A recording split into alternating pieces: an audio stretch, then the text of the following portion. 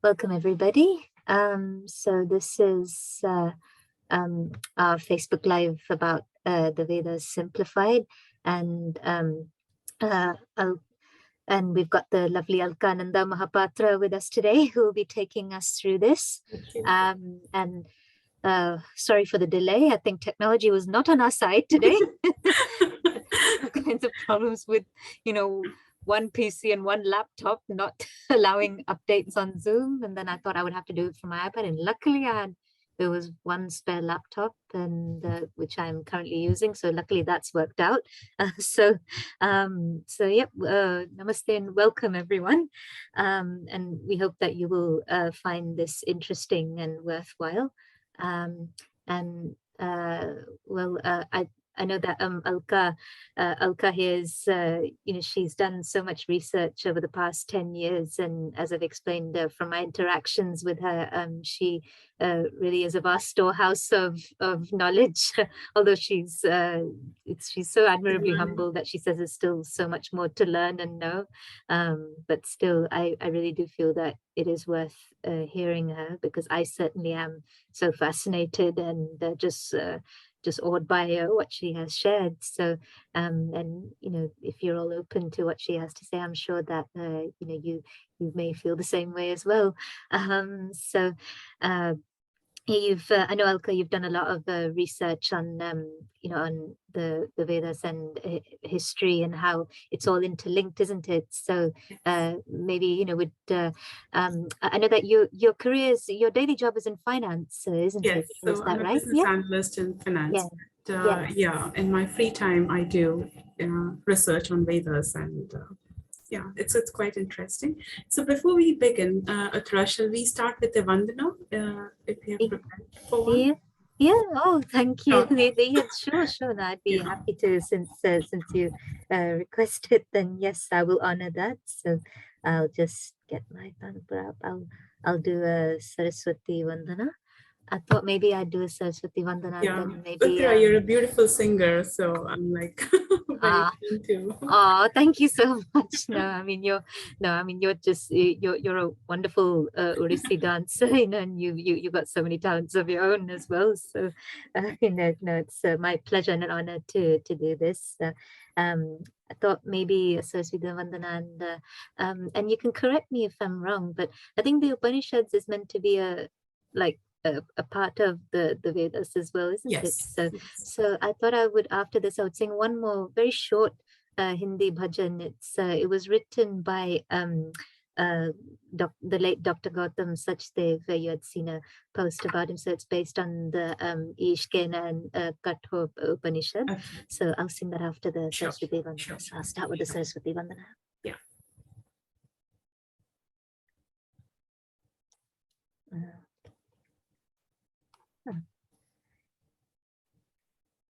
Let's see. Oh, why is the tantra not working? Let's see. Let's see. Here we go. Ya kundendu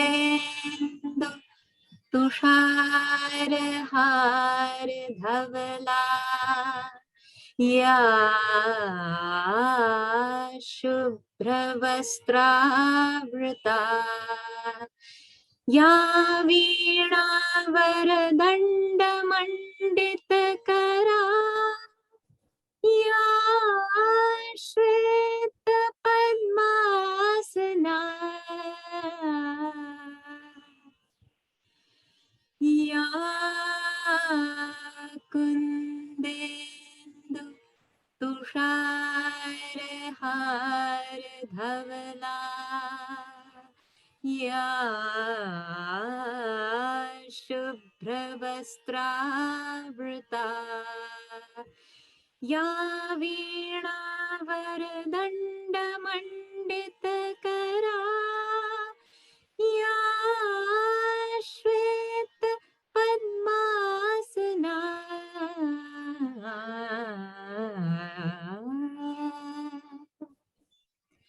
या ब्रह्माच्युत शंकर प्रभृतिर्भिर्देवैः सदा Vandita,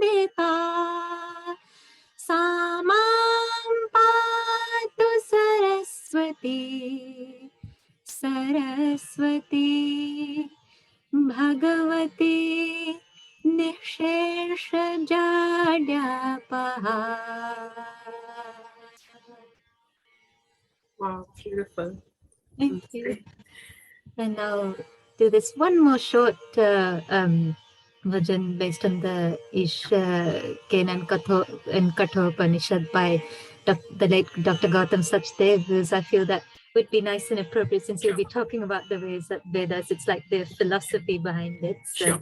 I hope that you and the audience will like it. Okay. And my tantra stopped again. Let's see. There we go.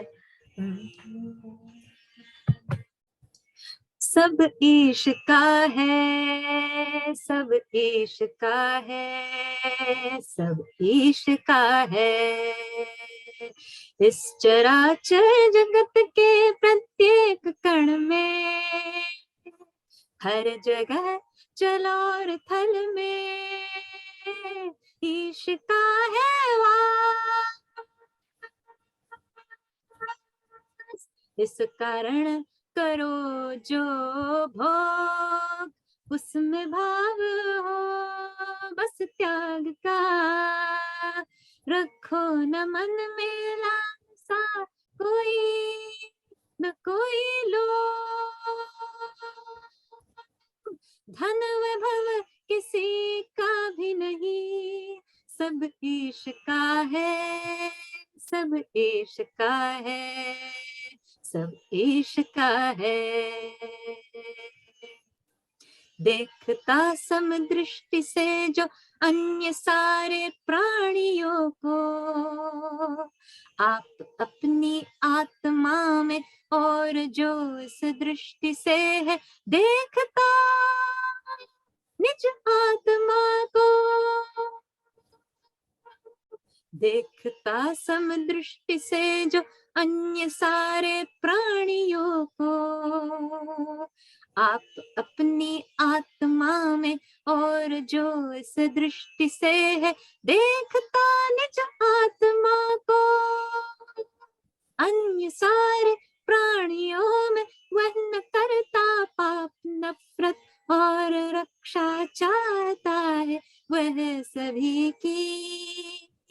एक ही दिखता उसे सब में, वही नर भिन्नता में एकता को देखता है. भिन्नता में एकता को देखता है. सब ईश का है, सब ईश का है, सब ईश का है, सब ईश का है, सब ईश का है. Wow, such beautiful meaning. Wow.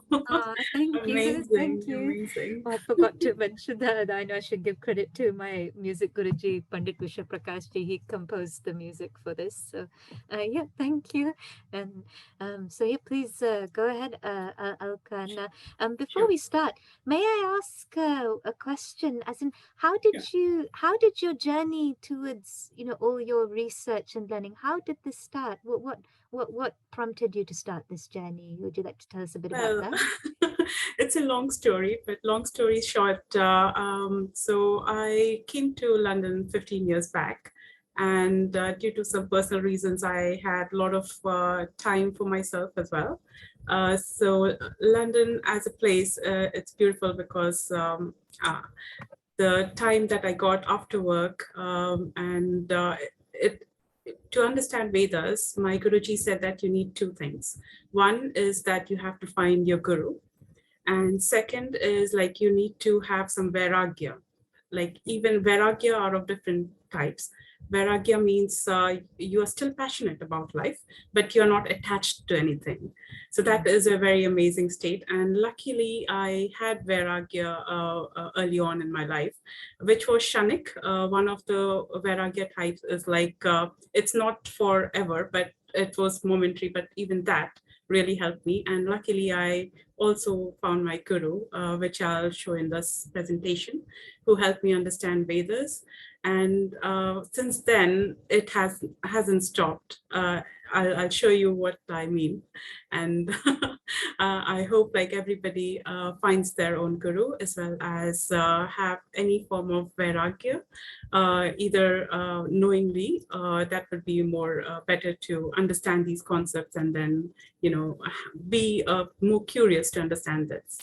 Rather than having to know this via distress. So I'll tell you what I mean in the future slides. Sure. And if you don't mind, one more question I'll ask is because I know that and maybe if this is a misunderstanding, then you can clear this up, because I know that people say that Vedas, it's mostly about rituals and all those things, and how is it really relevant today, to humanity and all these things. So I wondered whether you'd have an answer, but I'm sure that that will be explained as you go through the presentation. So yeah. Well, Vedas are everywhere. Everyone and everything is connected. My guru used to say that everybody understood Vedas once upon a time, but eventually every part of the world forgot Vedas. So the concept of anything in this universe is like they have a particular product or karma or destiny to fulfill. And once that destiny is fulfilled, that entire thing vanishes. It's the same with knowledge as well. So if knowledge has to enlighten a particular place, it does that duty, and then the knowledge vanishes, and then it reappears again. So this is like a very cyclic process. It's not only confined to, the rituals and everything. It's part of it, but we need to understand the essence of why these rituals are being performed. Vedas is like, you can find that in physics, you can find that in chemistry, you can find that in metaphysics, you can find that in politics as well. So it's everywhere, and everything is connected, and that's what we will see in these slides, like why exactly we are trying to simplify Vedas, because now it has become either forgotten knowledge, or there is a lot of research that needs to be done because we have ourselves not, forgotten for some reasons, which for that we have to also understand a little bit of history, why we forgot it enough in the first place. But we'll get that point, like why exactly, at what stage we forgot our own Vedic cultures or Vedas, or and why there is a necessity to re-understand Vedas. No, sorry. Was there sorry, I cut you off. Was there something else you wanted to add? No, go on. Yeah. And one more question I'd like to ask you, if you don't mind. I'm not I'm not grilling you or anything. I'm just thinking of what other questions people in the audience, or people of other faiths may have to say. Would I mean, they might think that is this talk about just about strictly kind of religious views. I mean, what about the people of other faiths or other belief systems? I mean, what relevance would this have for them, and for humanity at large? So so Vedas is like, for example, if you ask like, teach me physics, how is physics related to religion? So it is a combination of so many subjects altogether. It's not only religion, it is, as I mentioned, it is also physics, chemistry, science in total. It's arts, and it is about how we as humans have originated on Earth. There is a lot of I think. Yeah. And would you say that there are parallel, so I know you said that it's not just about religion, so I suppose that I mean, we hear these talks, people say, and I know that there's this whole debate going on about people who are for the Vedas that say that a lot of knowledge that's contained in the Vedas is actually there, like in I think you had mentioned it, like in chemistry, metaphysics, physics, and that's how it's relevant. So and well, others say that it's all myth, and and they that's what people on the other side say, and that they say, oh, this is about promoting, like one religion. But I mean, whereas, the counter argument is that, I suppose what you're saying is that people of any sort of faith, or even if they're not religious, they can take whatever they want, like from the Veda, and then leave whatever doesn't resonate. But I'm sure that you'll present the answers as you go through. Yeah, we as we go through these slides, we'll also mention like why we think so as well, because there have been a lot of misconception to begin with, because of many reasons throughout, especially in the last 100 years, there have been a lot of reasons of thinking so as well. And when we don't understand something fully, there is always, and we hear negative things from others, there is always a case like we have those notions about something we haven't understood. So once we try to understand, then our thinking will change, and we will start seeing Vedic phenomena happening everywhere, right from a flower or a tree, right from physics, right from arts, right from everything that we have been doing subconsciously. We will find how these Vedic concepts are everywhere. It's a Shruti. It's something that has been heard from the sky, it seems. And they have got so many concepts that while I started studying, like I thought, okay, I'm done. Like in a year, I thought, okay, this is Vedas, and then another layer starts. Then another layer starts. So it doesn't stop. It is so vast, the knowledge, that you have to, one lifetime isn't enough to understand the entirety of Vedas. And so one beautiful thing that my Guruji also mentioned, that because we believe in rebirth and in reincarnation as well, so everything physical we leave in this world, like our physical body, but whatever spiritual knowledge of Vedic or spiritual knowledge that we gather, only that goes to your next birth. So the concept that we are talking about Vedas at this particular time of period, it's not a coincidence. We must have gathered something in our previous lives about these knowledge that we are, we are just I don't know the word, but we are just, refreshing our memories of whatever we know about the Vedas. So these are not new concepts. Yes, and that's really interesting. And for those who are skeptical about the idea of reincarnation, see, now I know I had an interest in these things from early on in my childhood, and I questioned. I never blindly believed anything. I didn't exactly think, no, I definitely don't believe in it, but I didn't think, oh, I completely believe in it. But I had a curiosity to see, oh, this is what's said. Okay, let me see. And then, very quickly, before you get into your presentation, it's just, since you've touched on past lives, see, there's on the Discovery Channel, I remember in the early 2000s, there was a very interesting documentary. It was a documentary series. Now, let me get the name up. So it was let's see, it was called I think it was past lives, stories of reincarnation stories, something like that. But what I can tell you, people can Google it. It's on YouTube, and there's a psychiatrist called Dr. Jim B. Tucker. I think he's at the University of Virginia School of Medicine. Now he actually, he doesn't, he said he himself, it took a view of skepticism, being like of the mainstream, of a background of mainstream science. So then he looked into these case studies of children and young people who are remembering details of their past lives, and these were actually corroborated by, when they looked into what the details of these people were saying. When they found those families, they found that actually what they were saying was true. And for those who might be interested in keeping an open mind, there's this book that I've read. It's called Life Before Life, a scientific investigation of children's memories of past lives by Dr. Jim B. Tucker. So for those who are skeptical, who may want to keep an open mind, I'm not saying you have to believe in it, but if you want to find out for yourself, you might want to investigate these things. So, yeah. But anyway, without further ado, I'll let you get into your presentation, Alka. Sure. You so much. We need another presentation on past life studies as well. There are wonderful examples that I have gathered in my quest. Okay. So can you see my screen to begin with? Yes, I can see it. Okay.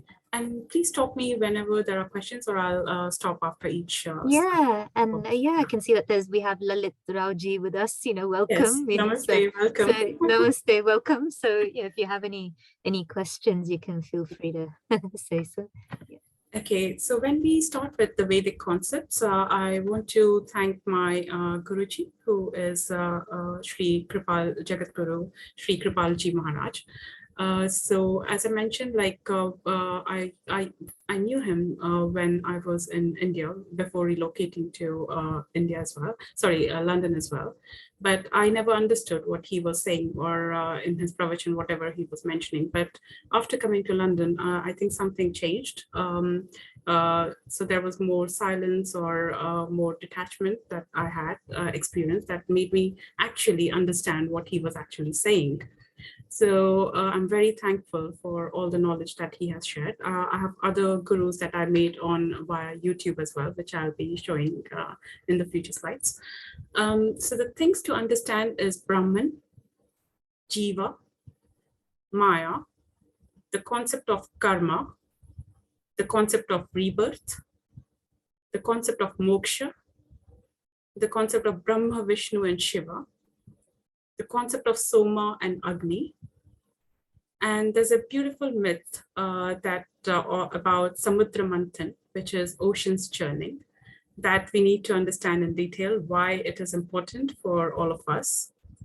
We need to understand about this concept of Rahu and Ketu, what they mean and why they are so important.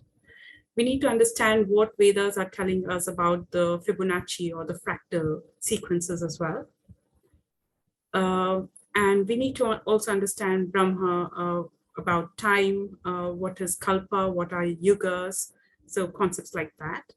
And also Vishnu, like us, even the demigods and gods, even they have rebirths as well. And Vishnu comes in different avatars as well. And Shiva, what's the concept behind Shiva? What is pralay or what is destruction is something we need to understand. Are there any questions, or shall we go to the next slide? If you have any questions. Uttara, I can't hear you.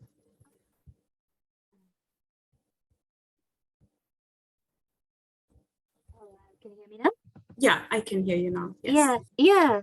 I was saying no. I'm all right. But Lalitji, do you have any questions at all? Would you like us to? You can feel free to ask. No, it's fantastic. Okay. No questions. Okay. So where we have various scriptures. So the scriptures are divided into Shruti, Smriti, Itihasa, Purana, Agama, and Darshana. So Shruti is something that was heard from somewhere else, and that has been documented. So if we go with like real terms, like some people can even question saying that if it was not earthly knowledge and it has come from abroad, like somewhere else, could it be like alien knowledge? So there have been people who have been speculating who had given this knowledge in the first place. But Vedic scriptures are said to be Shruti, that they have been heard from Akashic records from the sky, and they have been documented by our sages. And there have been speculation that they are very, very ancient scriptures.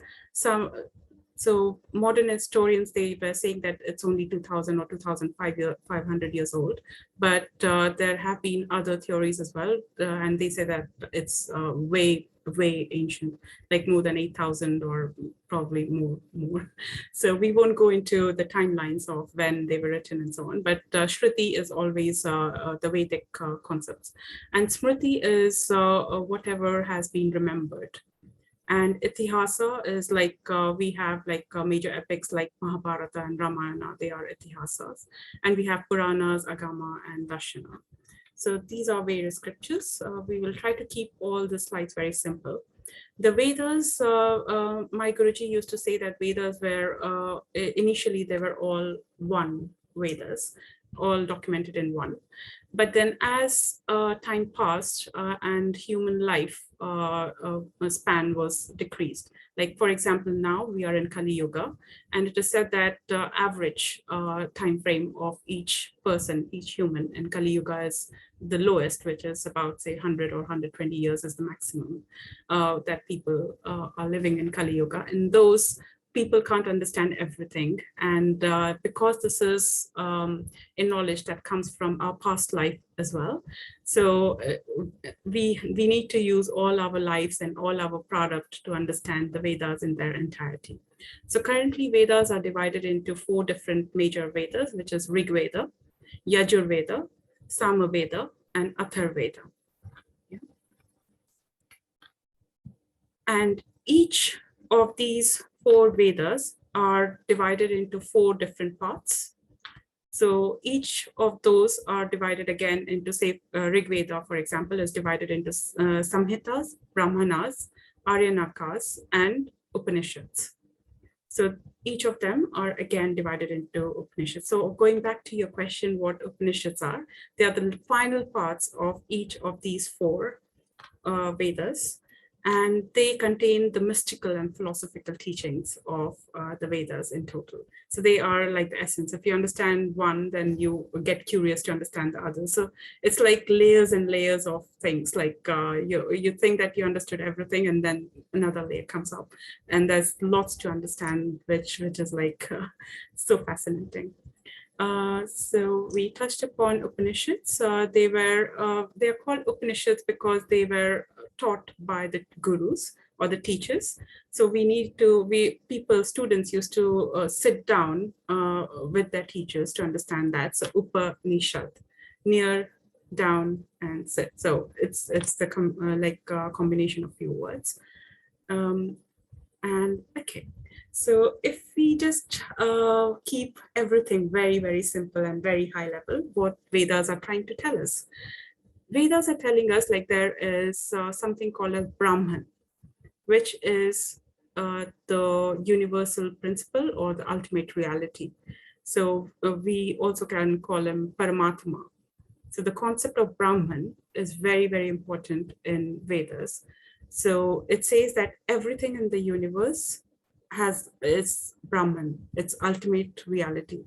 Some people call them God as well. But the Vedic concept or a Vedic name to denote that is Brahman.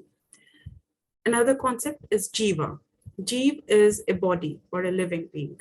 It has got, and every Jeev has got is Jivatma, which is so in English, there are not enough terms to, map back to Vedas. So that's another thing that I found it very difficult to explain everything in English as well, because there are a lot of Sanskrit words for which we don't have a English equivalent. Okay, so Jivatma is a living being, and Maya. So Maya is like a simulation or an illusion. Yeah. So these 3 concepts like Brahman, Jeev, and Maya, only these 3 are eternal. They're indestructible. They are always there, no matter what. Like even if there is Pralaya or Mahapralaya, these 3 were always there and always will be there. These are eternal. So Jivatma is not older than Brahman. Maya is not older than Brahman. So all 3 are same age. So what is the difference? So my guru also mentioned, like, say, for example, there is fire, yeah? Fire can have light, and fire can also have the property of burning down. So there are 2 properties. So Brahman have got 2 properties. One is Jivatma, and another is it has got illusion.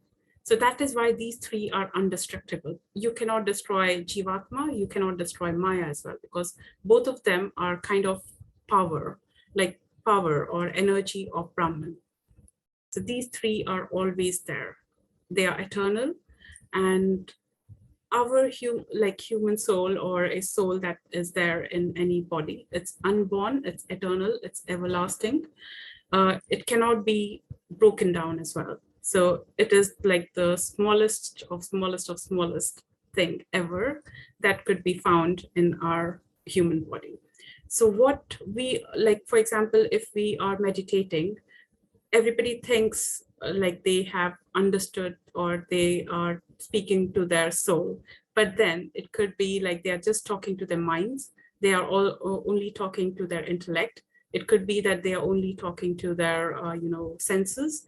So it's very, very rare that people have experienced their jivatma in their consciousness. If they would be paramahansa. They are enlightened beings if they have actually experienced. So it's very rare for a person to experience their atma, jivatma as well. And another analogy is like there are two birds which are sitting inside the body. So inside our heart, there are two birds. One bird is the jivatma, and another bird is called the Paramatma. So what happens is, for example, just take like the full universe was Brahman. The Jiva got separated from the Brahman in the beginning. So that's the law.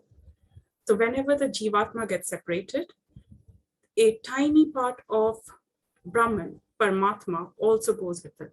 So at no point of time, any living being is alone. Can you see the concepts? It's so beautiful. At any point of time, the Jivatma is never alone. A tiny particle called as Paramatma is always watching it. So in our hearts, there is Jivatma and there is a Paramatma. And the concept is Jivatma is enjoying the fruit of the tree. That is our body. But then Paramatma is only watching the Jiva. The only duty it's doing is watching. And it is also noting down our karmas from the previous birth as well. So these are the two things that. And can you see this concept of, and Vedas also tell us about birth and rebirth and reincarnation. So everything in the universe, say from living beings or non-living beings, planets, our constellation, everything goes with the cyclic process of birth and rebirth, reincarnation. Everybody has got their own time, which is the Kal Agni, which is the time. It eats the soma within us. And then once it has already eaten, then the rebirth happens. So it's this birth and rebirth is the cyclic process.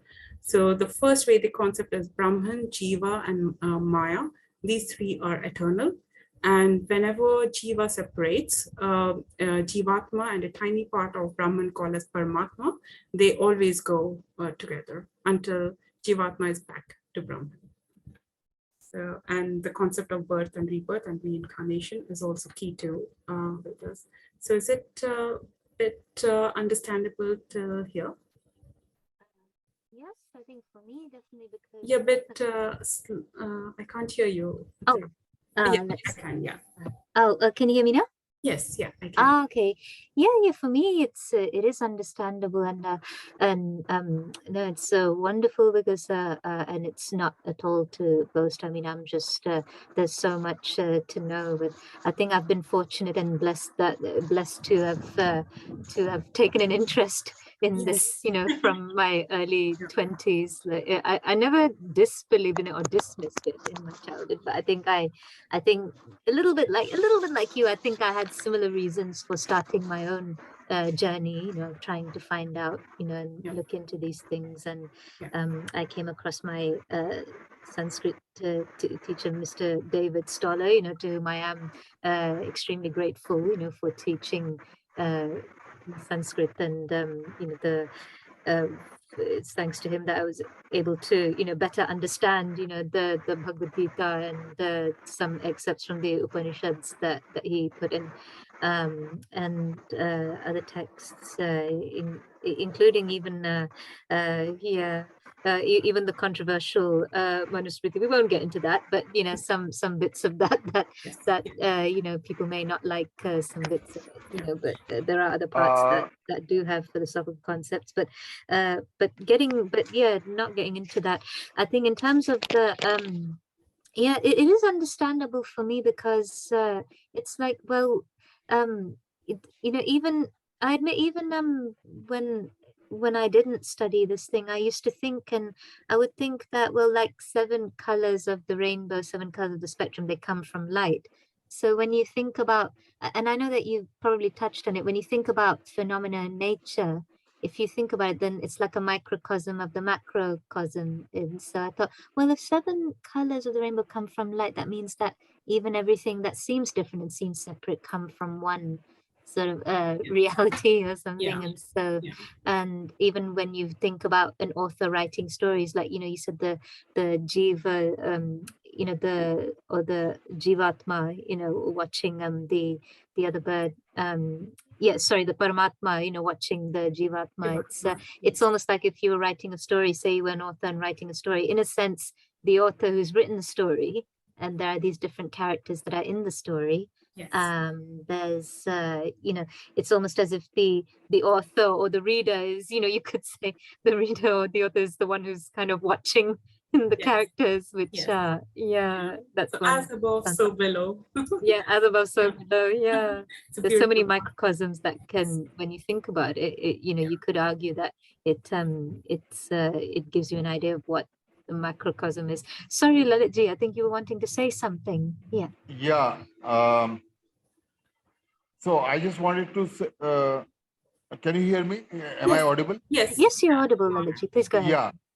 So, of course, anybody who's interested in Hinduism definitely would be knowing these concepts, Brahman, Jiva, and Maya.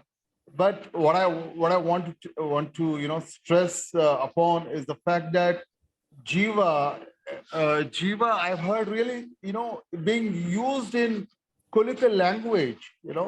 Because in my family, many people would talk about Jiva as if there are many expressions also in in the local language related to the word Jiva, that that the essence of Jiva is revealed even in daily life, in daily occurrences, because of the association of this word Jeev. For example, I'll just give you an example.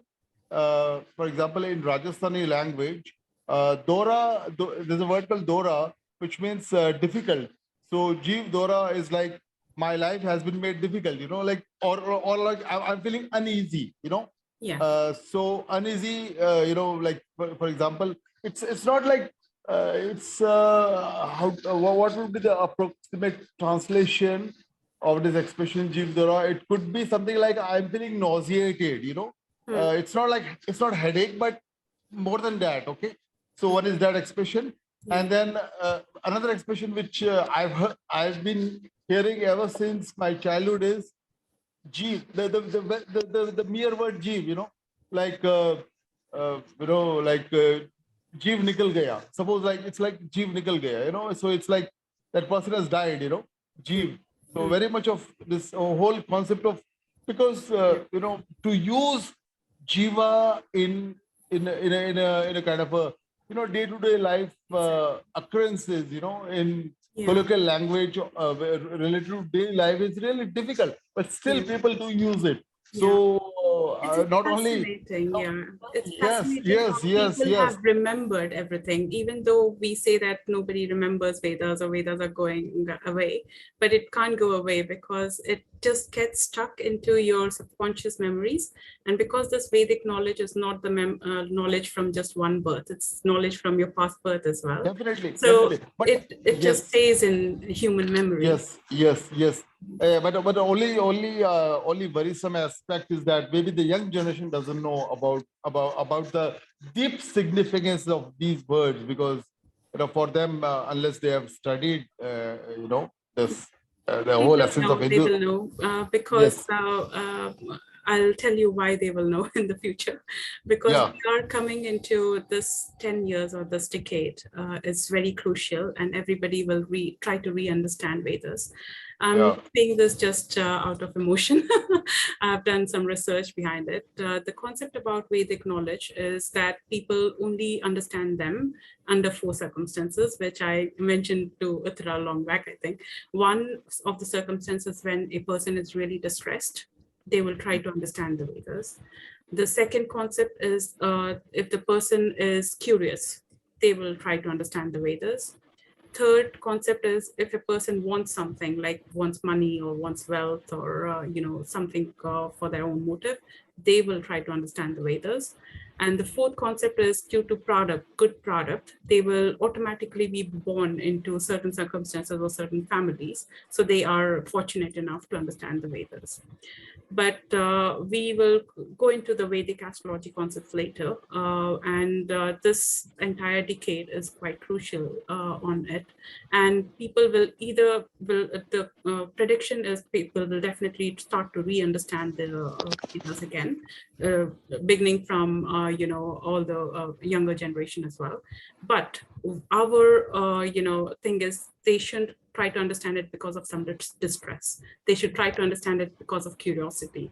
And that is why we are trying to share this knowledge as well. Yeah. And I know that I don't want to delay like your other slides, but I think another crucial thing is that, for those who, are skeptical, maybe doubtful, don't really know much about this, I think that, one thing that definitely would be worth discussing, and I know that you are going to get into this, is how why this has been forgotten is because, or why there are certain problems, with people believing it, and in what has happened in history, and how history has been sort of how history is written by the winners and all these things. So, yeah, and I know it is something that could spark quite some debate, but I think this is something that's worth looking into, that how history, and even how mainstream, how certain parts of the mainstream have sort of suppressed or either suppressed or ignored certain things that may contradict their paradigms. But yep, I'll let you carry on though. I'm sure you'll get into that. Yes, so the concept of Brahman that we just discussed, like it is like a drop in the ocean. For example, the analogy that is used is like, say for example, there's an ocean and there's a drop. So the drop is us, like Jivatma, but the entire ocean is Brahman. So this is one of the analogy that has been used as well to explain the concept of Brahman, and it's very important to understand, because this is not to be confused with the Hindu god Brahma or Brahmana, that is a layer of text inside the Vedas, or Brahmanism, there's another religion, or Brahman, the caste or the Varna. No, it's a different word altogether, which Brahman just means the highest universal principle, or the ultimate reality in the universe. Okay, so we come across with another concept, another very beautiful concept of Vedas called the three-body doctrine. So the three-body doctrines of Veda says that each of us have got three bodies. So whatever we are seeing on the surface is the physical body. Yeah. So every jiva has got the physical body. It has also got a subtle body, which is the second layer. And below that, there is a body called as causal body. So in Sanskrit, it is, I don't know if my pronunciation is right or not, but it's Stula, Shukshma, and Karan Sharir. So three bodies, the physical body, the subtle body, and the causal body, they three form the jiva, our body. So whenever a person dies, it's only the physical body, the first layer dies. And both the subtle body as well as the causal body, both of them go to the next incarnation phase. It's not only the Jivatma and the Paramatma which is looking at each other, not only they go to a different body in reincarnation, also the Jivatma's causal body and the physical body, even they go into the next reincarnation. Is this concept bit clear?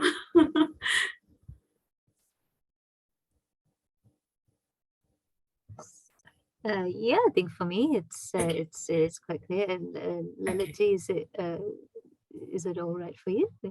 Yeah. Yeah. I'll just finish the full slide in that case. Yeah. Okay. Yeah. Please go ahead. Yeah. So what happens is these three bodies are. Yeah, I believe it'll be great if Alkaji finishes the entire slide. Then yes. Yeah. Yes. Yeah. Thank you. Thanks. So, so what happens is these three bodies remain under five sheets in our human body as well.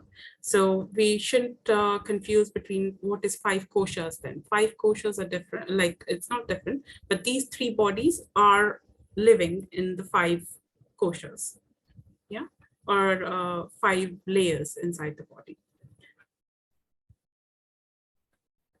So the stula body, we won't get into, we'll keep this very, very simple. The physical body is made up of five elements: the ether, air, fire, earth, and water. The Sukshma Sarir also has eyes, like five organs of perception as well, five organs of action. So our subtle body also has some eyes, ears, skin. It also has speech, hand, legs, and everything. It also has, it can breathe, it can do, it has blood circulation, but these are all very subtle in nature. It's not visible to human mind. Subtle body also has its own mind. Subtle body also has got its own intellect, and subtle body also has got some superimposition from, we call it avidya. The concept will come to that in a different slide or different concept altogether. So what happens is, when we are awake, our physical body, we think our physical body is the only thing that is true. Yeah. When we are dreaming, our subtle body is active. So if you see all the dreams, you can still see somebody's running, somebody's falling, weird dreams. Karma is still happening, but that is subtle in nature. In our dreaming phase, only the subtle body is activated. When we are in deep sleep, the state when we don't have any dreams at all, nothing, we don't remember anything, that is the place where the causal body is only active. The physical body is not active, the subtle body is not active. Only the causal body is active. And it is said that the amount of happiness that a jiva, be it humans or animals or whatever, they experience in that deep sleep state is actually equivalent, similar to Brahman. So we experience God every day in our deep sleep. So there have been studies, I don't know if there was a weird Russian experiment where people were deprived of sleep as well. And everybody knows what the consequences is. So sleep is very, very important to any living being as well, because of this reason, because the happiness that is experienced within the causal body is equivalent to, and that is our true self. So what we consider Atma, we don't know what our Atma is, because we can only experience it in our deep sleep. Whenever we wake up or whenever we are dreaming, we don't experience that. We only experience our, say, perception or our mind, our indriyas, which is like what we are seeing, what we are touching, or what we are. So we are only experiencing that, or we are only experiencing our own intellect, our buddhi. And we think that, okay, that is Atma. No. So there are various concepts in Vedas which need to be understood to explain, like Atma is completely, the Jivatma is a completely different concept, and I think very few of us have actually experienced the Jivatma, and it is experienced by everyone in a very in deep sleep state.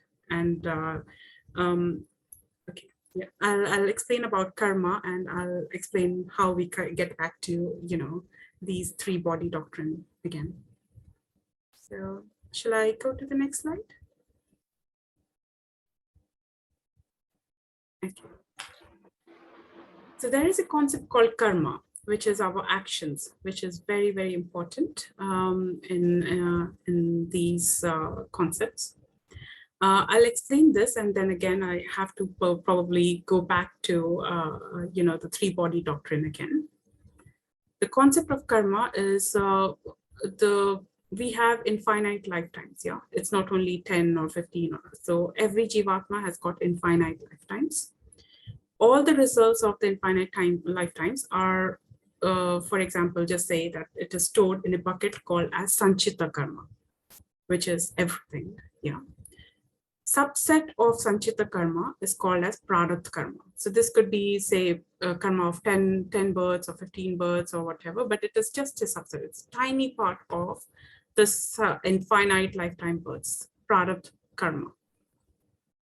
So whenever a rebirth happens, what happens is the Jivatma is choosing the new physical body, because you see, after death, the physical body remains, the previous physical body remains. It's only the causal body, the subtle body, the Jivatma and Paramatma.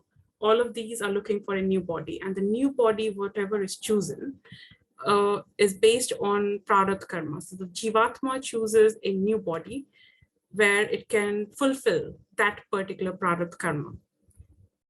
Yeah, and the subset, or so we also have concept called as Agami karma or Kriyaman karma, which is the karma or the free will that a person has in this particular lifetime.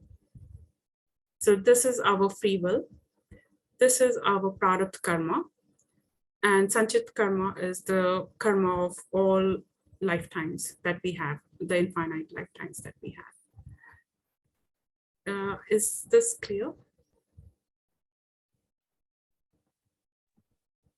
Yes, yeah, it is clear. You're a bit low. Oh, can you hear me now? Yeah. It is clear. Thank you. And I know, interestingly, you also, there's a connection between this and Vedic astrology, and I know that I'm sure you would clear up some misunderstandings around it, Yes. where it's called a pseudoscience, but of course, I'm sure you'll get into that later. So yeah, and it's all clear so far. Thank you. Please go ahead. So as I mentioned, we have to come back to three-body doctrine, because we have three bodies, which is, so the concept about rebirth is our body, like our mind, or we choose our next body based on where our mind is at the time of the death. So for example, I'm dying and I am thinking about Uttara. Say, okay, so wherever Uttara's Prarabdha is for the next birth, say for example, Uttara is going to Devlok in her next birth, that is where I would be taking birth as well. So it's all connected. So wherever the mind is at the just moments before death, that is where the next birth happens. But what will the Jiva experience in that next birth? It will experience only the Prarabdha karma results. It also has a free will, which is the Agami karma or Kriyaman karma. But Prarabdha is definite, no matter who one is. They could be like the biggest of biggest leaders, they could be a beggar, they could be working anywhere or whatever. Like everyone has to experience their Prarabdha karma. So that is a given. As per Vedas, like Prarabdha, everyone has to experience, and they will. That is why a body is chosen. And once this Prarabdha is finished, then they move into a new incarnation. So the Vedic, we'll come to the Vedic astrology later. What is karma? Karma is whatever human mind thinks, that is noted as karma. Not like whatever we do, everything is secondary. Whatever the human mind is thinking, that is a new karma. So that is the concept of karma. So we have, if you see this concept, the Sukshma Sharir or the subtle body also has 5 organs. It also has a mind. But even this is performing some karma. Like for example, in sleep, we are performing, we are running, we are doing some karma. But that karma is not calculated in this buckets. Only the physical body's mind's karma is calculated as karma, not the subtle body's karma or not the causal body's karma. It's only the physical body's karma is calculated as our Sanchit karma, Prarabdha karma, and Agami karma, and a human body's mind, not any other bodies. So Vedas say that there are 84 lakh species in total in this universe, in this galactic center, out of which 4 lakhs are human species. Currently on Earth, there is only 1 human species left, but Vedas say there are 4 lakhs in everywhere. So if scientists say, for example, they have future technologies and they go to various galaxies and find out and calculate the number of humans, there would be 4 lakhs different species. So karma, this concept is only calculated when the human body's mind can perform new karma and can experience, so product karma, everybody can experience, like in every birth. Like for example, if in the next birth, I am a puppy, say for example, in the next birth, I can experience the product. Product is definite, like I will experience, but I cannot perform any new karma. Because new karma, for performing new karma, we need to have a human mind. That is like the 4 lakhs of species of humans. So that mind is required to perform new karma. And a human body is also important because that has got enough intellect to understand Vedas. Not in any other yonis or any other species, they have the capability to understand Vedas. It's only the human birth can experience the karma. That is why they say that there are 2 kinds of yonis or 2 kinds of births. One is bhog yoni, and another is karma yoni. So we are, the humans can perform new karmas as well. And only the physical body of, and the mind of the physical body of the humans, karma is calculated. So is that concept clear? Are you able to hear me? Am I low? Yes, yeah. Yeah, it is very interesting. Yeah, and I do understand. Although interestingly, I will admit that honestly, I am I do have a bit of doubt over whether animals really would have less intelligence, because I know in other cultures, well, of course, I do have respect, for the Vedic knowledge, but sometimes I wonder whether animals are more intelligent than we give them credit for. Like I know there are stories of how I think I can't remember what the name of the person was, but I think someone was cursed to take rebirth as a deer for not being able to let go of his attachment. I think he remembered his past lifetime or something even while he was a deer, and so I'm wondering, is there really truth? And I know that in other cultures, I know, like say, and I don't know whether it's Native American culture. I'm sorry if I'm getting this wrong, but they have these things called animal totems or spirit animals and all these things. So they say that animals also have wisdom. Although no, it's not that I'm completely rummaging the way that's. But yes, no, I do understand this concept though. But but thank you for this. Yeah, it's beautiful because they say that the animals who are nearby a temple where this Vedic scriptures are being explained, they're considered more lucky because they must have done some product in the past that they are in that setting as well. And there was another example by Sri K.N. Raoji, explaining that he used to always have a guest, stray dog come into one of his class. He would come at right into one particular time and leave during one particular time. And he also realized like he must be someone from the past who wants to understand this. So they don't get me wrong, like everyone has to experience their karma no matter who they are. Even like in Bhog Yoni, they have to understand, they have to experience the product karma. But any new karma or the free will, like whatever an animal is doing for say for finding his food or finding his so whatever karma he does, that won't be calculated into sanchit karma. Only a human's karma will be calculated into sanchit karma. But I think a question I have is I think of the loyalty or the love that dogs and cats and pets show for people who look after them, or their love for other human beings. So I wonder, wouldn't that count as karma, like as they're doing good? No, So, sorry, I hope I'm not sounding cheeky or anything. These are questions that I have in my mind. It's very it's quite affectionate to experience that. But then at the end of the day, they are just bhog yoni. Bhog yoni is like they are just experiencing what they have been given in this birth. They can only do bhog. which is taking the fruits of whatever, birth they have. But humans are called karma yoni, like they can perform new karma. So that is the concept of Vedas.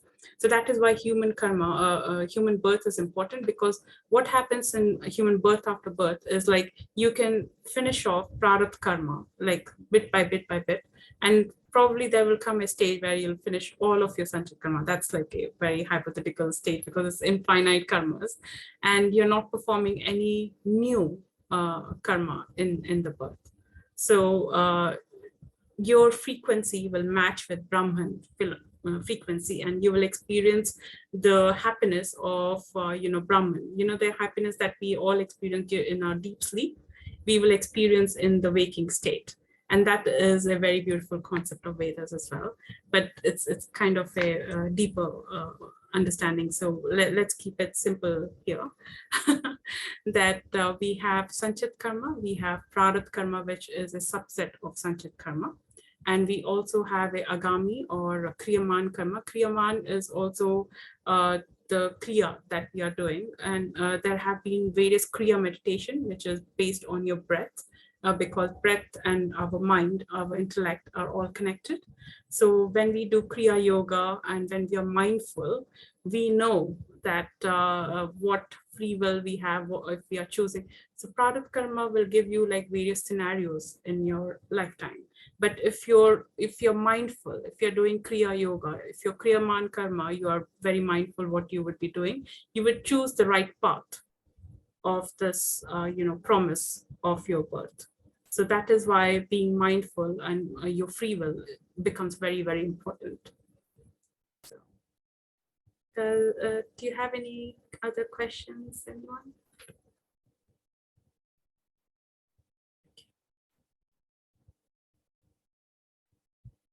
Okay, so this is the philosophy of karma and rebirth. We have three types of karma: Sanchit karma, which is accumulation from all the previous births. Kriyaman is like our personal, present birth, and Prarabdha is. So there is a concept called as Vedic astrology. So Vedic astrology is the concept based on this karma cycle as well. When a particular child or a particular place is born, takes birth, the screenshot of the sky, if somebody is clicking just a picture of the sky and presenting, that becomes, that shows the prarabdha karma of a particular person. So our Vedic astrology chart is nothing but, it is a promise of showing what our prarabdha has brought into this life. But what we will be doing or what we will be choosing out of this prarabdha karma, there is always a free will also accepted, present.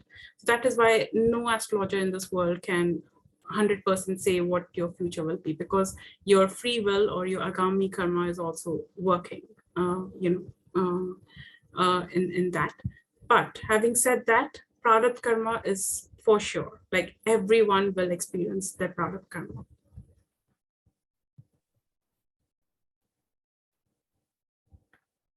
Okay, and the concept of rebirth is at the time of death, whomever you are thinking, that is where, your next birth will be. If someone is thinking about the Supreme or Brahman alone, then that is where they will go. They can merge into, so that is where the concept of moksha tries to come as well. So it is very, very difficult for a person at just before death to think of God, because no one or none of us have completely understood what is Brahman. Forget Brahman, what exactly is Jivatma? These concepts are very, very deep concepts. If we understand, and wherever our mind is at the end of our lives, that is where our next birth will be. Okay. So there is this, so moksha we have kind of touched on. So there is a concept called as Rahu and Ketu. So let me explain. Have you guys known about the ocean's journey or the Samudra Manthan? So this is like a mythological event that happened. Long story short, there were like a lot of asuras, and there were a lot of demigods who were fighting to, balance out or bring certain, Amrit and other things from a different dimension to the earth, and they were fighting with each other. So what Vishnu in his avatar, which was the Kurma avatar, the tortoise avatar, he became the tortoise, and then there was and on one side there was like the demigods, and one side there was like the asuras, and then they started doing the ocean journey. And first the halal happened, which is like the poison which Shivji drank. And then at the end, there was Soma, or the Amrit, that was given to the Devas first, but that was via deception. So you guys need to understand the concept later on with your own studies, what Samudra Manthan is. But then there was a Asura, which was only one body. He disguised himself as a deva, and he was sitting within the devas, and he was offered the Amrit. So he became immortal. So what Vishnu ji did was he cut his head, and the head part was called as Rahu, and the tail part was called as Ketu. Okay. So in any of the birth chart, wherever Rahu is in our birth chart, that is where our obsession is, because we are obsessed to do that particular thing in that particular lifetime. And wherever the Ketu is, where is our detachment, because we have already experienced that in our previous life. So that is the concept of Rahu and Ketu on a high level. But if we see various ancient, mythologies, you will find across this concept of a snake eating its own tail, and that is I think it is called as Ouroboros or something like that. I need to check the pronunciation of that. So you will find that everywhere in people's memory, you will see Rahu and Ketu being there.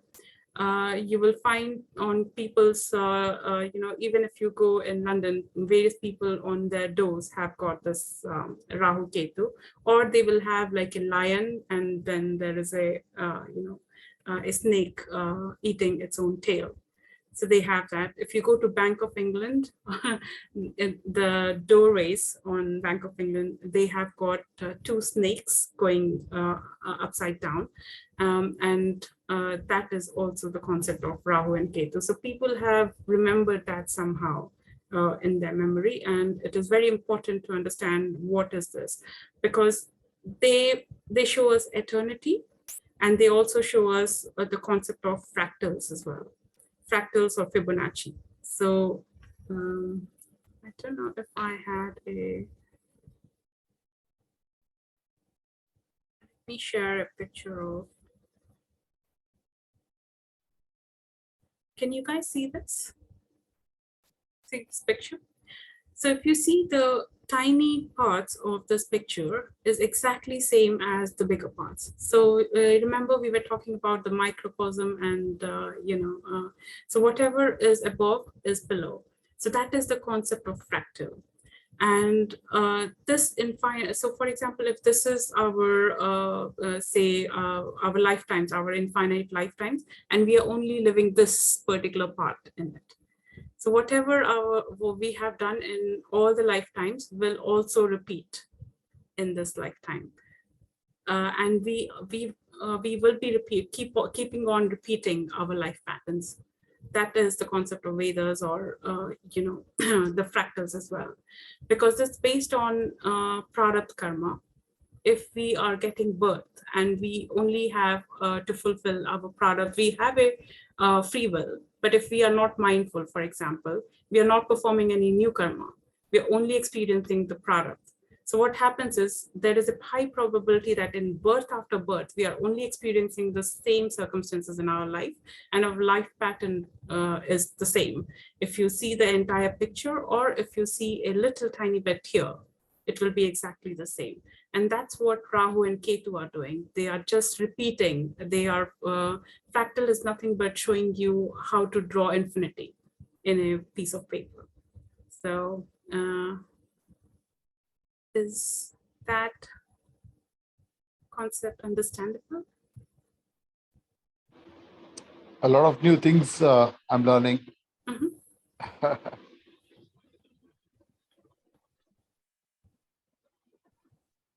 Okay. Tara, you're on mute. Shall I carry on?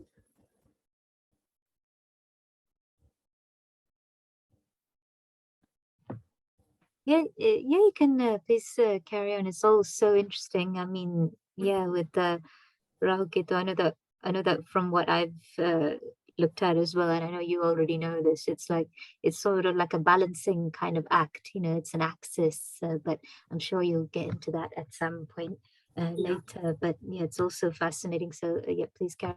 Yeah. So our birth chart has got various grahas. We shouldn't confuse them as planets. Grahas are a little bit more different concept. I couldn't find a equivalent term in English for that. But every planet is in a particular is the ruler of a particular zodiac, and every zodiac is within a constellation or nakshatra. So I don't know if I have, I don't have that picture within me. So, okay, so just to keep it high level and simple in this presentation, whatever we are like a particular person's birth chart or will show just the product karma. And the product karma is definite, that is definitely going to happen. And it keeps on repeating unless we are mindful and perform some new karma, then the fractal changes. But, and that can only happen through spiritual awakening. If a person is not mindful, if a person is not spiritually awakened, what happens is, just imagine you're doing the same, you're having the same life again and again and again. It's a very deep concept to understand and grasp, and in the first place as well. So that is where we have to either be mindful or perform new karma so that our fractal goes a little bit higher up, or we change our frequency to understand something else.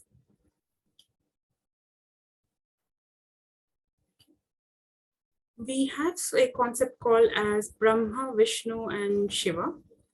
We see them as deities at the moment, but then there is a deeper level or deeper understanding to it as well.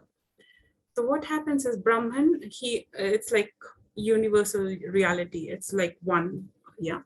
But then there is a concept called as Soma, which is obviously denoted by Vishnu.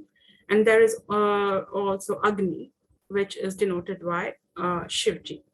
So when we say time, time is also associated with Kal Agni, which is, time. So your time is always eating the soma within you. So the Vedic concept is like everything in the universe is conscious.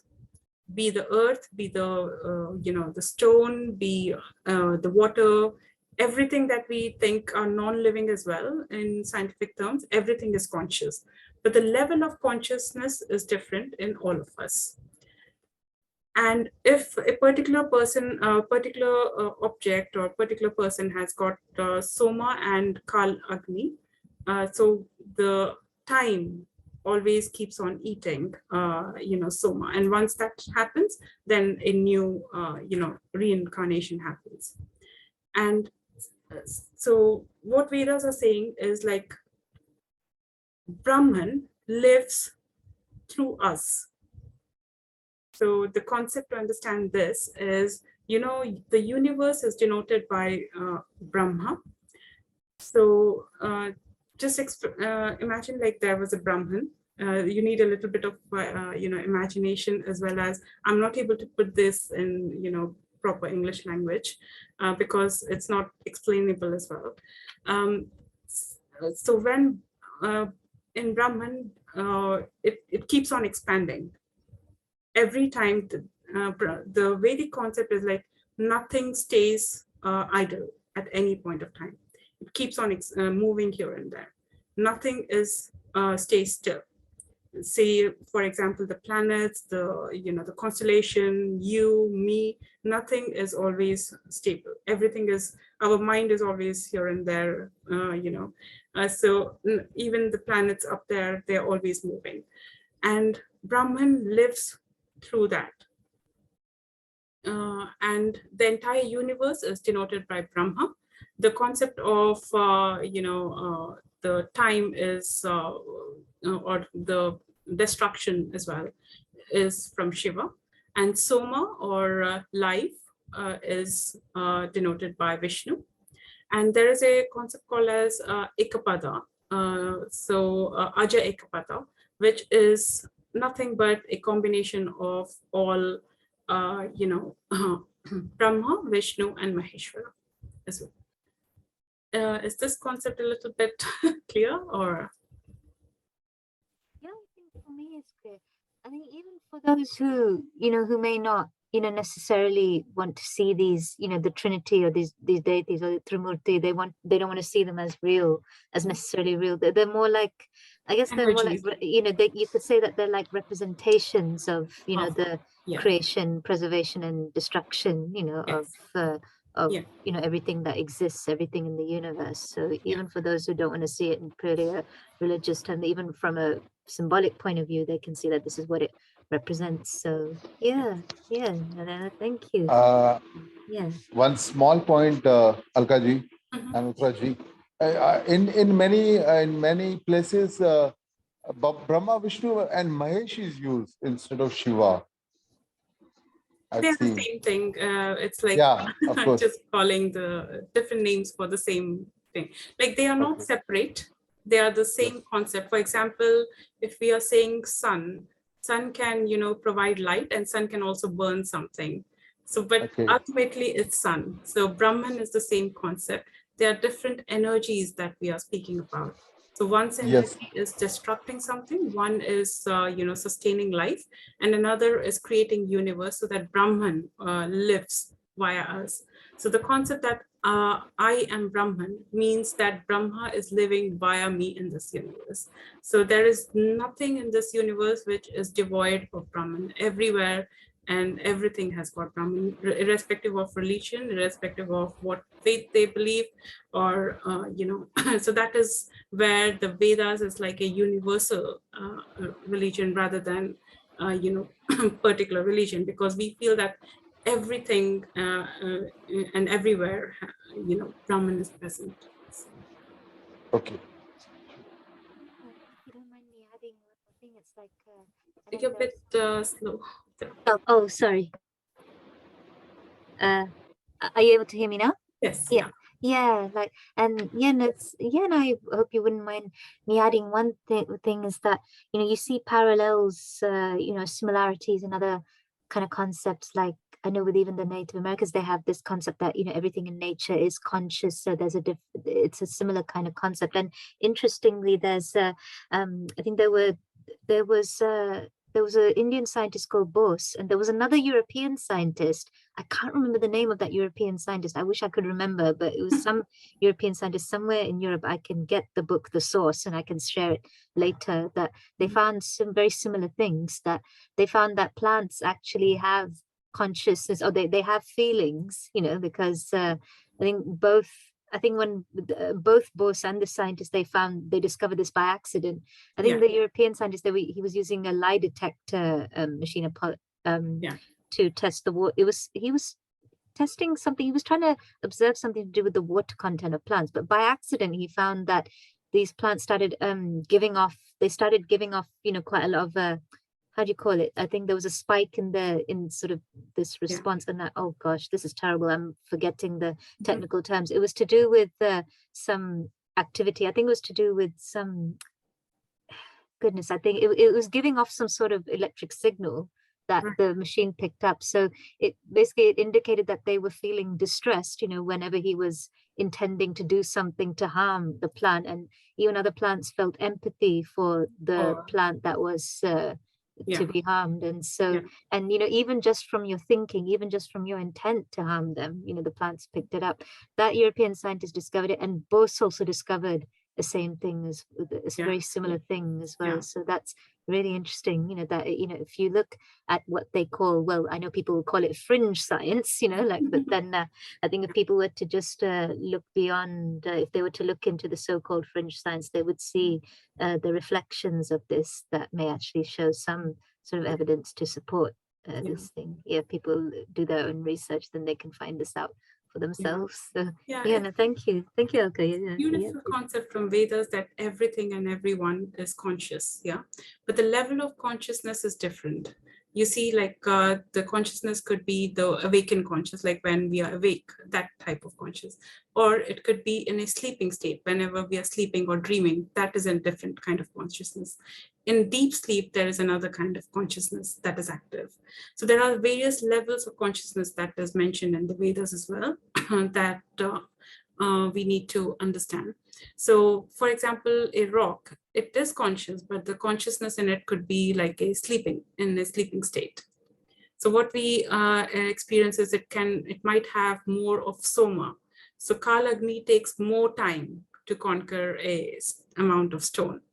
But whereas we have little soma in us, and that is why our time on this earth is less in this birth. Because the concept is the Kal Agni should always thrive on the Soma. So everyone, so within us, there is Soma, there is Agni as well. So Jivatma is a combination of Soma and Agni. And that is how the universe is created, which is denoted by Brahma.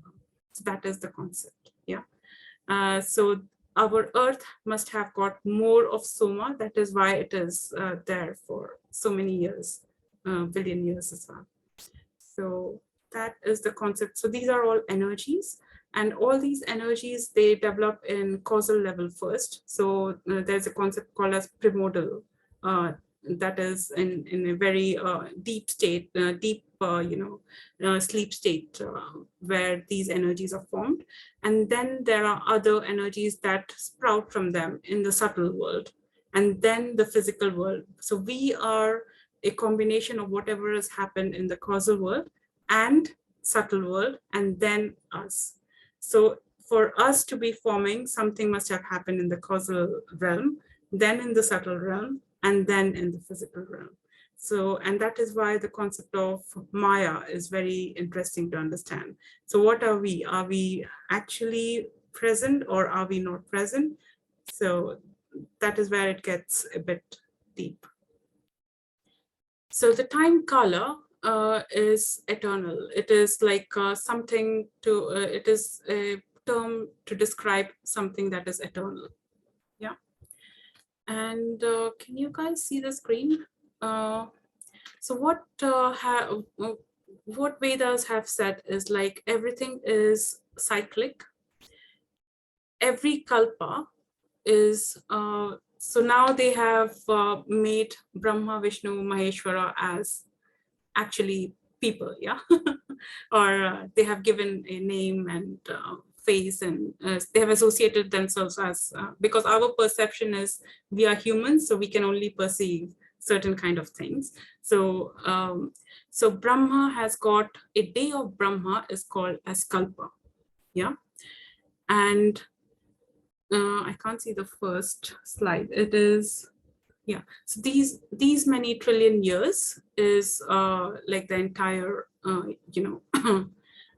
age of that, and one kalpa is one day of Brahma, which is like 4.32 billion years, which is 14 manvataras and 15 sandhyas. What is manvataras? Then again, come here. It is just 306.72 million years. And then each manvataras is again divided into some divya yugas. And currently we are here in Kali Yuga. And this keeps on happening and again. So we are in the 71st manvataras, and Kali Yuga is, we have only crossed 5,000 years of Kali Yuga, and about rest 4 lakhs, more than 4 lakhs years is left of Kali Yuga. So that is where we are. That is what most of the Vedic researchers believe. But then there have been certain other researchers who, like Sri Yukteswara, he mentioned that Satyuga has already started. So probably there is a little bit of debate where we are, but mostly everybody thinks that we are in Kali Yuga at the moment. So the concept of time is very crucial to understand as Vedas. Like all of these are very cyclic. And we say that Brahma is awake and then Brahma is also sleeping. So one day of Brahma is called as Kalpa. And after 100 years, then Brahma also, because everything has to die. So Brahma also, perishes and a new Brahma happens. So it's all cyclic. That's something to understand. And like Brahma, Vishnu has also got avatar, and Vishnu gets birth and rebirth again and again. For example, one of the avatar of Vishnu was Matsya, where he was a fish, then turtle, then Varha avatar, then Narsimha avatar, where he was a lion, Vamana avatar, where he was a dwarf, Parshurama, Rama, Krishna, Buddha, and Kalki is the last avatar and yet to happen in Kali Yuga. But if you see the similarities between the theory of the modern theory of evolution and how this, the avatar as well. So everything was water, fish happened first. Then, amphibians, which is turtle happened. Then there were like a lot of, animals in the forest. So Varha avatar happened, then, Narsimha, but then slowly humans also started appearing. So the first human must have been shorter in height. So Vamana avatar, and then Parshurama, where he was a hunter-gatherer. And then there were warriors, there were kings, and then Krishna, then Buddha. And then the final avatar that is expected to happen is Kalki, and he will be based on collective consciousness. So the concept of collective consciousness is very important to understand for Kalki avatar, and also artificial intelligence. So he will be related to these concepts in the future. Do we have any other questions, or shall we move forward? I just switch on the light, yeah. Okay, am I audible?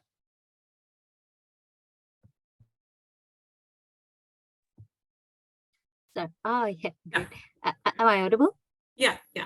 Yeah, no specific questions as such, but just a comment that, yeah, it's so interesting that you was drawing.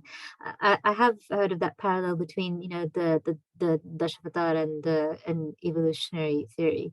But also, I think that I know this may seem, for people who aren't familiar with this, all this may seem a bit implausible, but I know that for me, I know that speaking from my own experience, that how I opened up to it was just, that sort of interest I had, since I was a child in sort of inquiring and finding out for myself. I didn't, I didn't blindly believe it as true, although I didn't completely dismiss it. I was just curious. I thought, oh, is there truth to this? And then I would just keep looking into, the, what they'd call the unexplained or the paranormal, and all those things. And, it's good to, it's, I know that, perhaps a mainstream group, or certain, groups may say one thing is the truth, but it's always good to keep an independent mind, and I'm not saying necessarily that what I believe, may necessarily be 100% true, but it's always good to keep an open mind, and then just look at certain things that haven't been explained, or just, things that are on the so-called fringe. But yeah, no, I won't say too much, I'll let you carry on. So thank you. Okay. Yeah. So the concept of pralaya is also very important. So pralaya is destruction. So everything that is born has to destroy, and then a rebirth happens. So Vedas have got this concept of karak and karta. That is, there is a reason for everything to happen. So, and during pralaya, what happens is the karta comes to karak, the karak goes to karta. So everything is like chain, in a chain reaction, and everything again merges into one. In say pralaya. In Mahapralaya also, it's a great dissolution. It is a step higher than pralay, which happens where even the jivatma gets into, the Brahman. You remember the first slide when I said that there are three things which are eternal: Brahman, Jeev, and Maya. In Pralay, what happens is Maya gets into Brahman, but Jivatma, it has got its own individuality as well. In Mahapralay, it has got less of its individuality. Like it just appears to be one particular thing. But having said that, Jivatma, Brahman, and Maya, they three are indestructible. They just appear to be one in the dissolution or the Pralaya state. And during each pralay, what happens is we have a concept called as lokas or realms. So it's said that there are 10 lokas which gets destroyed. The process of destruction is the karta goes to karak, the karak goes to karta. The chain keeps on repeating until everything merges into one. The 10 lokas are destroyed, while the higher 4 realms, including the Satyaloka, Tapaloka, and other lokas, are preserved. But during Mahapralay, all the 14 realms or the 14 lokas or the 14 dimensions that are known to, as per Vedas, everything is destroyed. So that is the difference between Pralay and Mahapralay as well. And thank you. I thought I'll keep it simple for this particular session, because it will be too much for anyone to grasp. But do you think we should add something else here? Am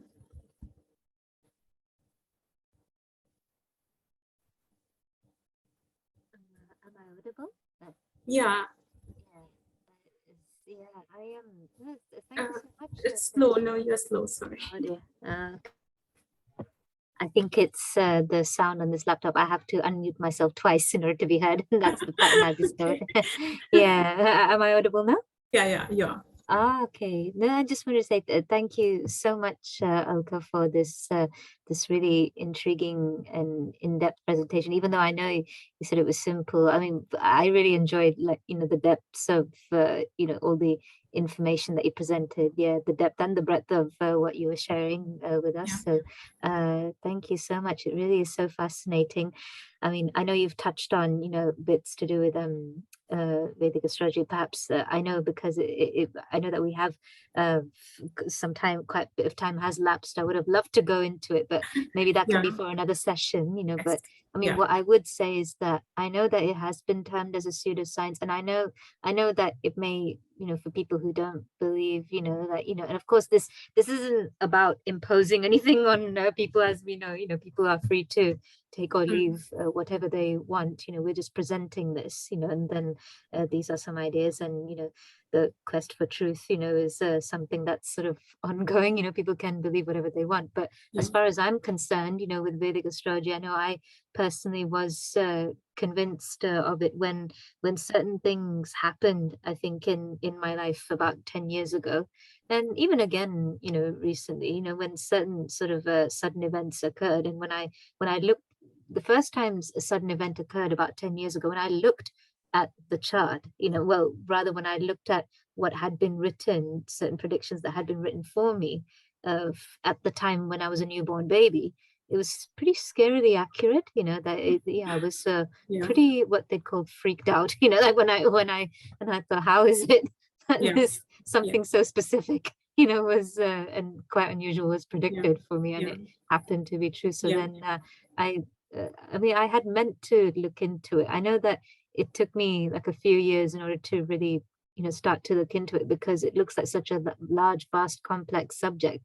But once I did start to get to it, now I'm slowly starting to learn and understand these concepts. I am interested in astrology myself, but there's just so much depth to it. And I know, like you said, I know you'd have to have an understanding of the Vedas and the stories behind certain things, like the 27 nakshatras, or what they call the lunar mansions, that I know that you'll probably get into that maybe for another presentation. But I think it's good for we should have another session where we relate the Vedic concepts, as well as how this thing about Vedic astrology is working.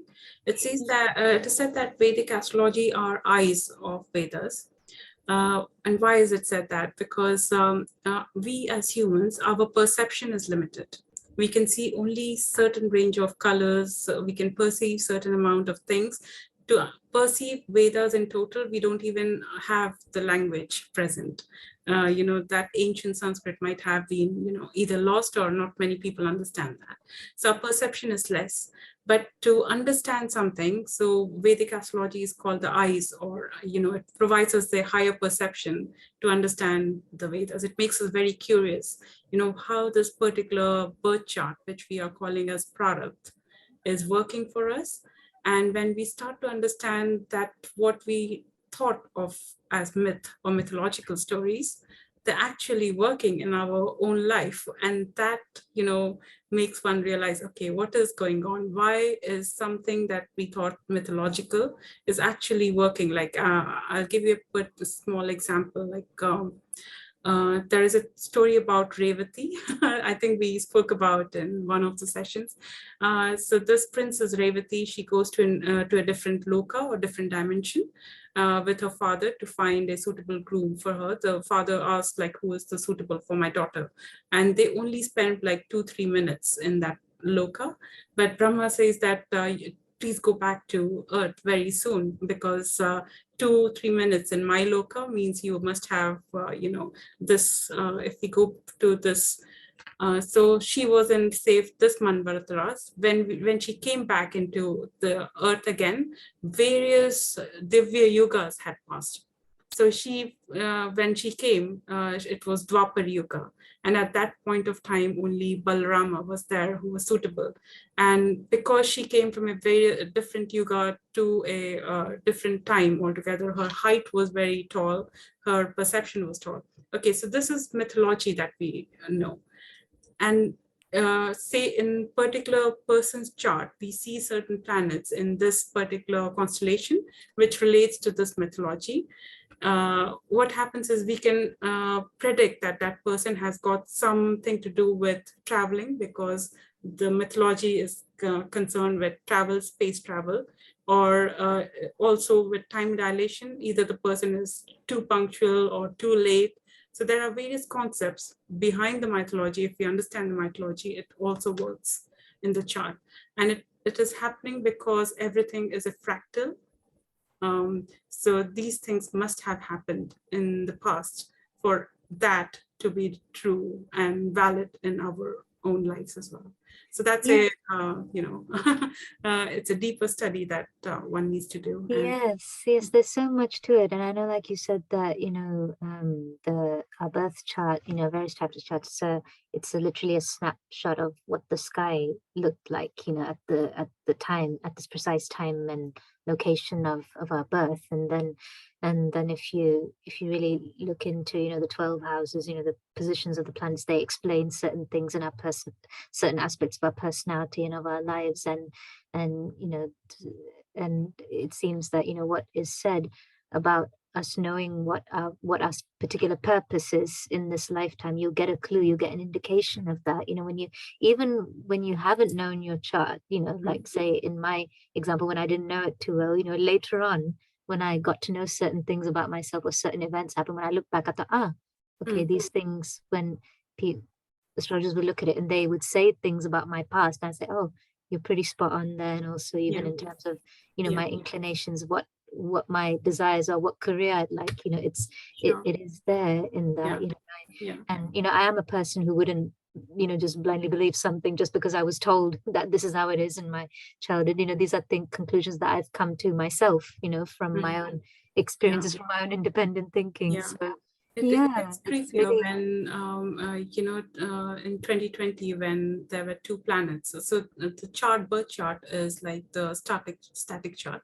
but then all the planets are still moving. So there is a dynamic chart as well.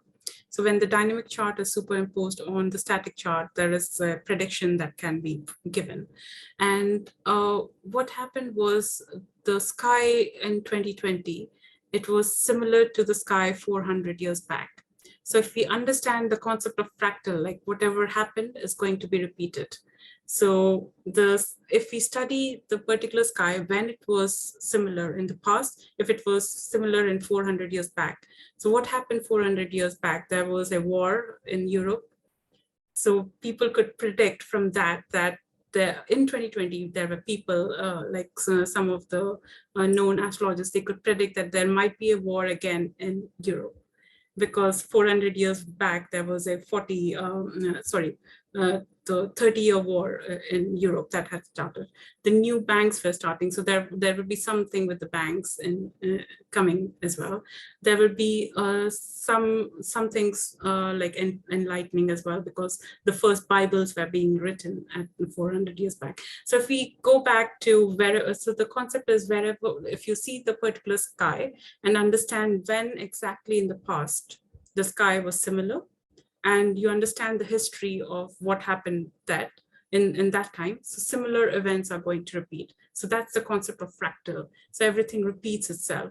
But the way it repeats is like you have to understand the golden ratio, the fractal, the mathematical concepts. So that is why probably our ancestors were so, keen to understand, stars. Be it any culture, they were fascinated with the. Yes, absolutely. Yeah, you have Yeah. so many cultures, like you have the Chinese, the Mesopotamians, the Mayans, like they all they all had this the ancient Egyptians as well, they all had this common interest, in the skies and in the stars. And people say that the pyramids, I know people are starting to get to know this, that it's aligned with is it the stars, the Orion constellation or something? Or maybe Sirius, I'm getting that wrong. the star Sirius, I think. Yeah, the star Sirius. Yes. Sirius, So there are all these hidden clues, like in terms of and and there are so many. There even if you look on YouTube, if you research, there are really interesting channels out there, which talk about these things that aren't really talked about, in mainstream. There's a channel called Bright Insight as well that talks about this. There was a channel called Beyond Science, I think, by Mikey Chan, where he talked about various things, various unexplained things, like to do with the occult, with the supernatural, ghosts and all kinds of things. It was a wide range of things. So it's just I know this may sound, I know for us it doesn't sound out there. I know maybe for others it sounds really out there, a bit woo woo, but it's. For example, sorry to cut you here. If somebody distorts the history of 400 years back, so even if now we know what the sky is, sorry, you will still not know. Yeah. Oh, sorry. Yeah.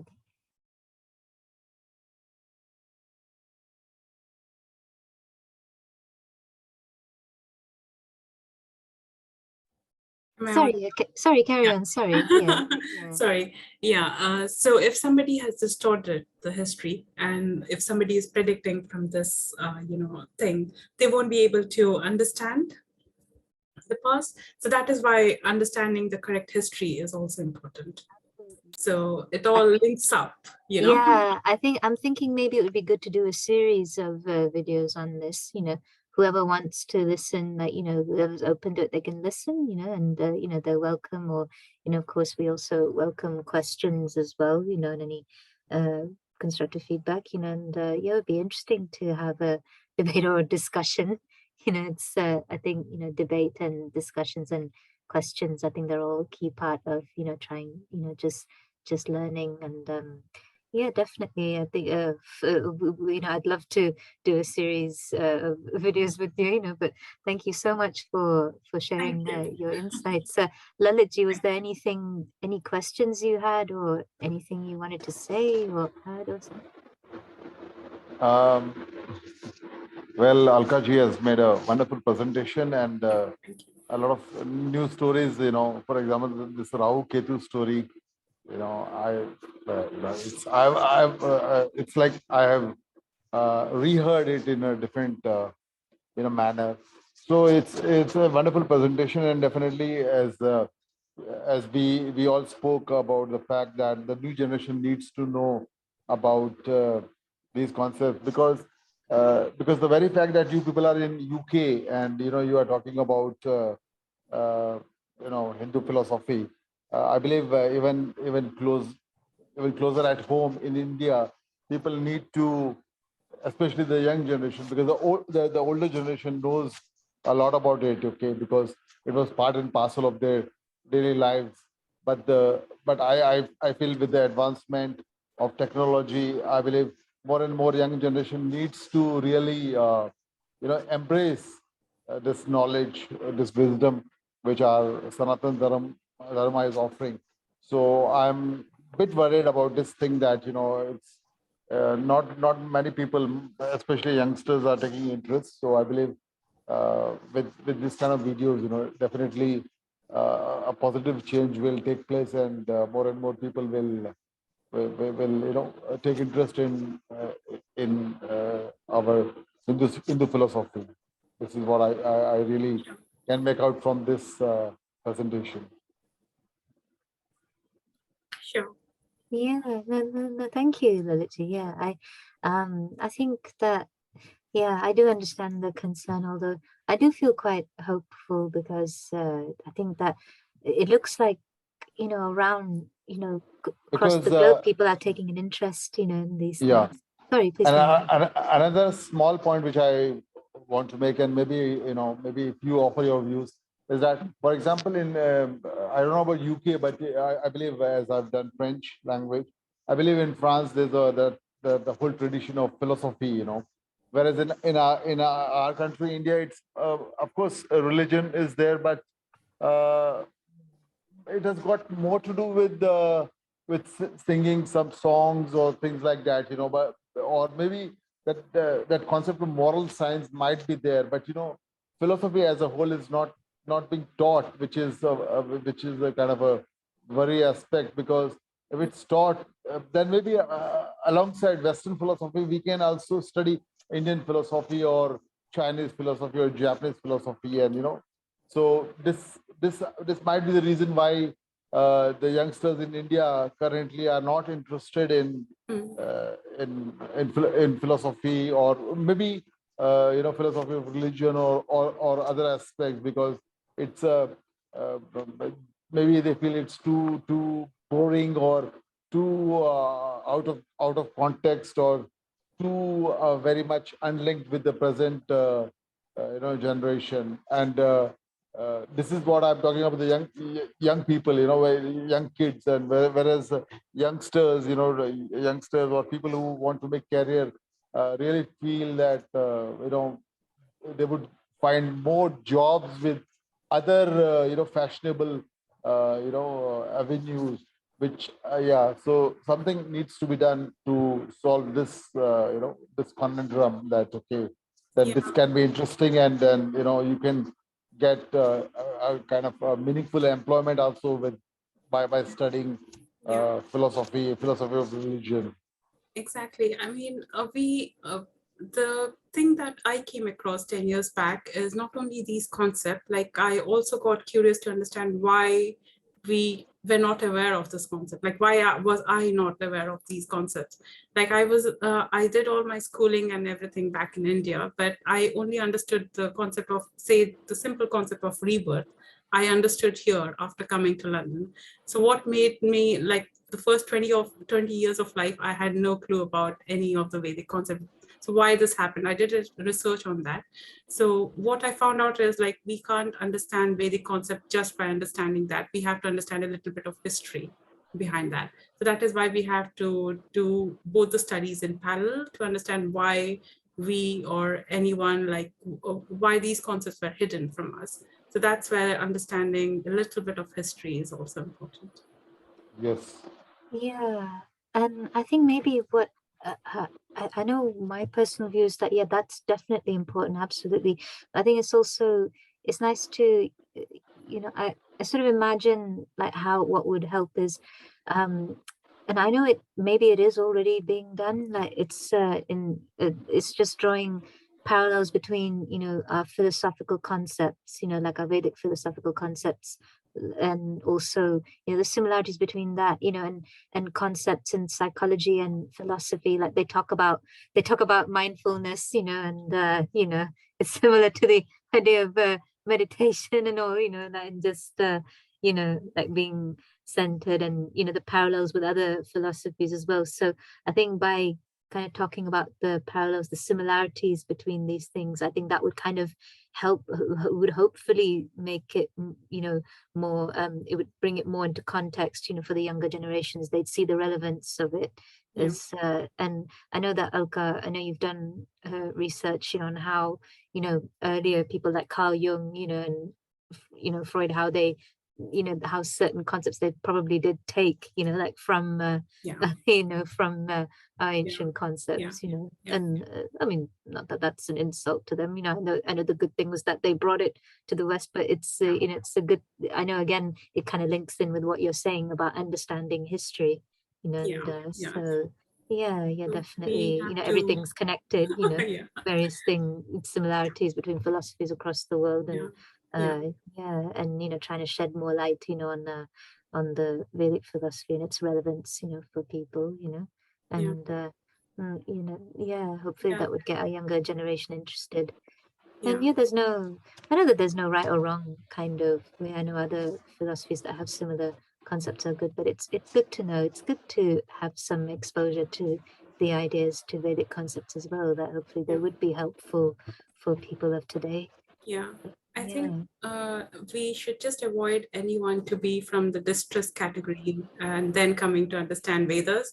They should come from a curious curiosity, or as Lalaji mentioned, if they have certain, they are gaining something from it, financially as well. Like if they know like the Vedic concepts, how that can, be utilized in their own life. If they understand that, that would be another, people will start understanding at least via the, the astrological aspects as well. So that would be like the third side. So we should make sure that our aim should be that as little as possible, like people shouldn't come to understand Vedas via the distress route. They should understand it via either being curious from, from say, all of us, or there are other people as well who are working on this. So they should, we should try to make, everyone else curious, so they come from the curious route, or from the other route where they're gaining something out of Vedas. And absolutely. It's and from curiosity, it's kind of like scientific inquiry, like science, what does it mean? I think it stems from I'm terrible at remembering the etymology, like the root word, but it's from the root, or the etymology it's basically to know, to know. So it's just actually, it's having that kind of scientific curiosity, like just wanting to know, just wanting to see, knowing the concept of theory and seeing what supports it, and perhaps things that they don't know about, things that aren't that widely known in terms of real events, that more recent events or evidence that that may support, it's definitely, I think it's good for people with curiosity to come. It's good to come with an open mind. That you had, I know you had posted something where the point of any debate or argument is not victory, but progression, or exactly. just and just to know, it's not about sort of winning any argument or saying that I'm right, you're wrong, these things. It's just about exploration, exploration, and just so and people who want to benefit from things that are useful. I mean, I guess it's already started happening, like with the idea of mindfulness that's been incorporated into mainstream sort of psychology. That everything is happening, but we need to get back and give the term Vedas in everything. So physics is there, physics is happening, chemistry is happening, space exploration is happening, but the name Vedas is missing. Like, where did it all come from? True. That needs to come up. Like that needs to come up. It does deserve its place, like and due credit. It's like giving due credit to otherwise what is happening is unknowingly we are all following Charvakya philosophy. Philosophy is like more to do, like we are just living for this life, and we are not giving credit to Vedas. So unknowingly we all have been pushed to Charvakya. We know it or we don't know it. It's partial Charvakya, which is a different philosophy. There are various kind of philosophy that has been studied over the years, and there have been various scientists in the 1800s who have written. There is a book called as Living Religion, in the world. And I think it was in 1800s where they found like 14, they have done a research or a study on 14 religions. But then if we don't give the word Vedas to everything, then there's no point, so.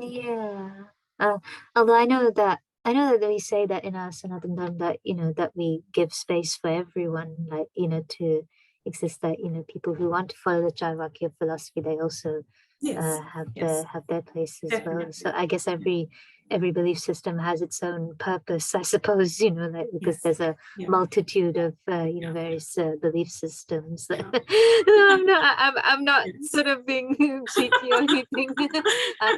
And I know I'm bringing astrological jokes because I'm a Libra rising, so I think it's you're being balanced out. Everything. Yeah, so you're right in a way, like one form of science won't work for others. It also depends upon perception, their product as well. So everybody's product is different. I think that we say that everyone is unique. They're on their unique paths, and their unique journeys. Exactly. They're gonna have their own unique perspectives. Exactly. Although I know ultimately, I do believe we ultimately have the same final destination, but. But it's still so interesting. I think what you're doing is still, it's wonderful. Well, thanks to you got the interest, like. Oh no! That is, probably from some past life. I only just noticed that. Oh, because she's so knowledgeable. Like she knows, she's done so much research. I thought, why not? I mean, I know our conversations on the phone would typically last maybe 2 or 3 hours. Oh yeah. That's how I know. And I'd let you have a space, so people who would take an interest, who are open to it, who would be drawn to it. Why not let them have that opportunity to hear you? So thank you so much. Thank you so much, Alka. So great. And thank you, Lalitji, for joining us. Thank you, Lalitji.